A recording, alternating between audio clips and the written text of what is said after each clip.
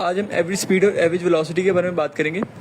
Average speed speed basically एक scalar quantity है जो एक हमें न्यूमेरिकल वैल्यू यूनिट देती है और ये हमें बताती है कि हमारा जो ऑब्जेक्ट है वो एक गिवन टाइम इंटरवल में कितनी स्पीड के साथ या कितनी तेज़ी से मूव कर रहा है। इसका जो हमारे पास फॉर्मूला आता है average speed is equal to total distance upon time. और वहीं हम अगर वेलोसिटी की बात करें तो वेलोसिटी हमारे पास ना सिर्फ स्पीड बताती है बल्कि हमारे पास वो हमें डायरेक्शन ऑफ मोशन भी बताती है, किस तरफ मोशन की डायरेक्शन है। अब ये दो क्वांटिटीज़ हम आमतौर पे मर्ज करके इस्तेमाल कर लेते हैं कि स्पीड बाइक की क्या है, वेलोसिटी क्या है, तो दोनों अलग अलग क्वांटिटीज़ हैं। जो हमारे पास स्पीड होती है वो एक स्केलर क्वांटिटी और डायरेक्शनलेस क्वांटिटी है, बट हमारे पास जो वेलोसिटी होती है एक वेक्टर क्वांटिटी है, उसकी डायरेक्शन होती है। और क्योंकि हमारे पास जो वेलोसिटी है उसका जो फॉर्मूला हमारे पास है जो वी बार जो बार है हमारे पास वो एवरेज को रिप्रेजेंट कर रहा है। V bar is equal to displacement over time elapsed. Time elapse का मतलब कि हमारे पास कितना टाइम लगा उस चीज़ को डिस्प्लेस होने में। सो यहाँ पे हमारे पास फॉर्मूला लिखा हुआ है final displacement minus initial point upon total final time upon initial time.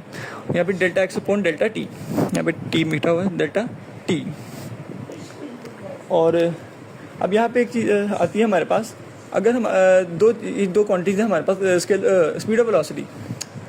अब अगर एक बॉडी मूव कर रही है और हल्की सी भी अपनी डायरेक्शन चेंज करती है, या वो एक शार्प टर्न ले रही है, हल्की सी भी डायरेक्शन चेंज हो रही है, तो हो सकता है स्पीड हमारे पास कांस्टेंट रह जाए, स्पीड चेंज ना हो, बट जो वेलोसिटी है उसको चेंज होना पड़ेगा क्योंकि हमारे पास जो स्पीड है जो वेलोसिटी है वो डिस्प्लेसमेंट पे डिपेंड करती है। और जो डिस्प्लेसमेंट है हमारे पास एक वेक्टर क्वांटिटी है, उसकी डायरेक्शन होती है। अगर डायरेक्शन चेंज होगी तो हमारे पास डायरेक्शन चेंज होगी तो हमारे पास वेलोसिटी ऑटोमेटिकली चेंज हो जाएगी।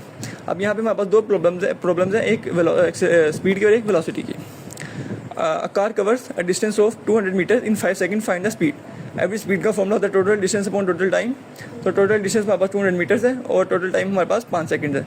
तो जब हमने total distance 200 over 5 second is equal to 40 metre per second, जो कि हमारे पास इसका ऐसा यूनिट भी है। स्पीड और वेलोसिटी का ऐसा यूनिट दोनों का सेम है, बट एक स्केलर क्वांटिटी और एक वेक्टर क्वांटिटी है।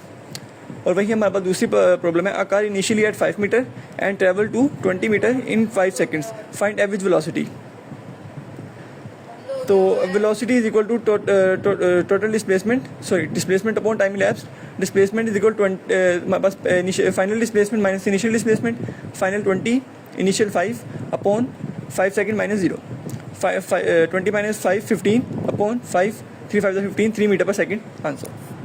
अब अगर हमारे जो टोटल पाथ है उसके इनिशियल और फाइनल पॉइंट्स कोऑर्डिनेट एक्सिस में या फिर हमारे पास एक ही पॉइंट पे लाई कर रहे हैं, तो हमारे पास जो स्पीड है वो शायद 0 हो या शायद ना हो, बट जो हमारे पास वेलोसिटी है वो 0 ही होगी।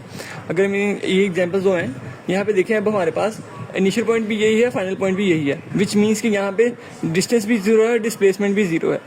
तो यहाँ पे हमारे पास स्पीड भी 0 होगी और वेलोसिटी भी 0 होगी। बट इन दिस केस अब हमारे पास इनिशियल पॉइंट से पहले हमारा ऑब्जेक्ट 4 पॉइंट डिस्प्लेस हुआ है, उसके बाद वापस से 4 पॉइंट डिस्प्लेस होकर वापस इनिशियल पॉइंट पे आ गया। तो यहाँ पे हमारे पास इनिशियल पॉइंट और फाइनल पॉइंट अभी भी एक ही पॉइंट पे है, बट यहाँ पे हमारे पास डिस्टेंस 0 नहीं है। इसका मतलब हमारे पास अगर डिस्टेंस 0 नहीं है तो स्पीड हमारे पास 0 से ज़्यादा आएगी, और जो हमारे पास वेलोसिटी है वो भी क्योंकि हमारे पास इनिशियल और फाइनल पॉइंट एक ही पॉइंट पे है, तो हमारे पास डिस्प्लेसमेंट अभी भी 0 है। इसका मतलब हमारे पास वेलोसिटी यहाँ पे 0 ही रहेगी।